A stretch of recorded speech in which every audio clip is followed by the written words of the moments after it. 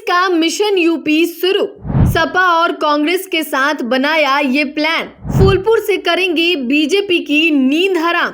आगामी लोकसभा चुनावों को लेकर नीतीश कुमार की नजरें बिहार के साथ साथ उत्तर प्रदेश पर भी है। उनकी पूरी कोशिश है कि बीजेपी को उसके मजबूत किले यूपी से उखाड़ फेंका जाए।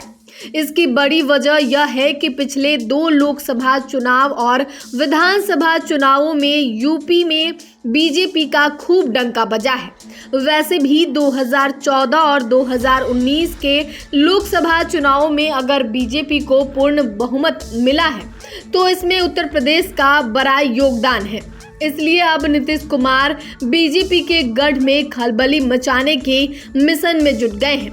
आइए इस वीडियो में नीतीश कुमार के मिशन यूपी के बारे में चर्चा करेंगे। आपको बता दें कि एक तरफ नीतीश कुमार के यूपी से चुनाव लड़ने की चर्चा तेज है, तो दूसरी तरफ बिहार में जातीय गणना का असर यूपी में भी पड़ता दिख रहा है।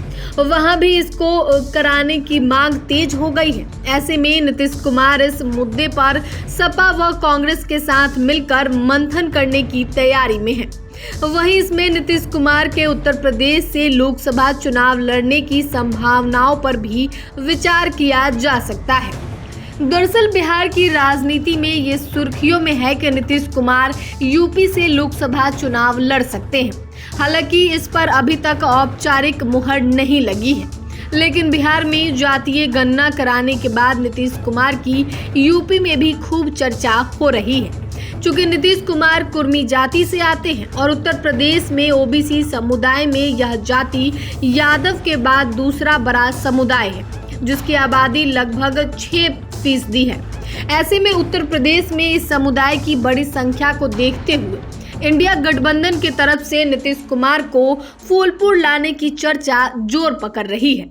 वैसे भी उत्तर प्रदेश के नेता और कार्यकर्ता लगातार नीतीश कुमार को फूलपुर के लिए न्योता भेज रहे हैं, लेकिन जदयू इंडिया गठबंधन में शामिल है, इसलिए पार्टी गठबंधन की राजनीति को ध्यान में रखते हुए सपा और कांग्रेस के साथ मंथन कर के ही कोई फैसला ले सकती है। अगर नीतीश कुमार यूपी से लोकसभा चुनाव लड़ते हैं तो वह इंडिया के लिए तुरुप का इक्का साबित हो सकता है। वैसे भी यूपी में बीजेपी बड़ी ताकत है, लेकिन कहा जाता है कि लोहा ही लोहे को काटता है। इसलिए जिस तरह से नरेंद्र मोदी ने वाराणसी से चुनाव लड़कर राज्य में बीजेपी के पक्ष में माहौल बनाया, उसी तरह से इंडिया अब नीतीश कुमार के सहारे सिर्फ फूलपुर ही नहीं बल्कि राज्य के 12 से 15 सीटों पर बीजेपी को सबक सिखा सकती है।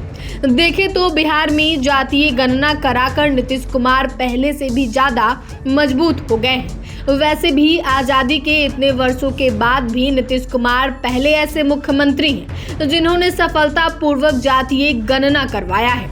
वहीं अब देश के कई राज्यों में जातीय गणना की मांग जोर पकड़ रही है।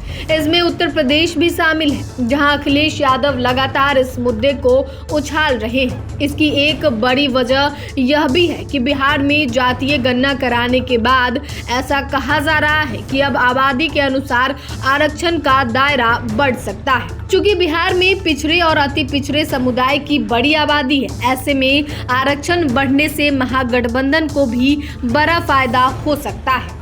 इसी तरह उत्तर प्रदेश में भी इस समुदाय की बड़ी आबादी है, इसलिए सपा और कांग्रेस अब नीतीश के साथ मिलकर इस मुद्दे को बीजेपी के खिलाफ इस्तेमाल करने की तैयारी में है। इस तरह विपक्षी गठबंधन इंडिया अब नीतीश कुमार को यूपी से चुनाव लड़ाकर बिहार के जातीय गणना का फायदा यूपी में भी उठा सकती है।